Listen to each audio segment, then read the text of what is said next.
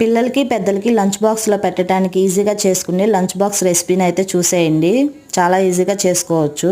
పొట్టు తీసుకున్నటువంటి 15 వెల్లుల్ని తీసుకొని రోట్లో వేసుకొని కచ్చాపచ్చాగా దంచుకోవాలి. దంచుకున్న వెల్లుల్ని తీసుకొని పక్కన పెట్టుకోవాలి. ఒక మిక్సీ జార్ని తీసుకొని అందులో 1 టీ స్పూన్ జీలకర్ర, 1 టీ స్పూన్ మిరియాలను వేసుకొని కోర్స్గా గ్రైండ్ చేసుకొని పక్కన పెట్టుకోవాలి. ఒక ప్యాన్ స్టవ్ మీద పెట్టుకొని అందులో నెయ్యి వేసుకోవాలి. 1 టీ స్పూన్ ఆవాలను వేసుకుని అవి చిటపటలాడిన తర్వాత కరివేపాకును కూడా వేసుకోవాలి. అలాగే దీనిలో దంచి పెట్టుకున్నటువంటి వెల్లుల్లిని కూడా వేసుకొని బాగా ఎర్రగా ఫ్రై చేసుకోవాలి. గోల్డెన్ బ్రౌన్ కలర్లో ఫ్రై అయిన తర్వాత ఇందులో గ్రైండ్ చేసి పక్కన పెట్టుకున్నటువంటి జీలకర్ర మిరియాల పొడిని కూడా వేసుకోవాలి.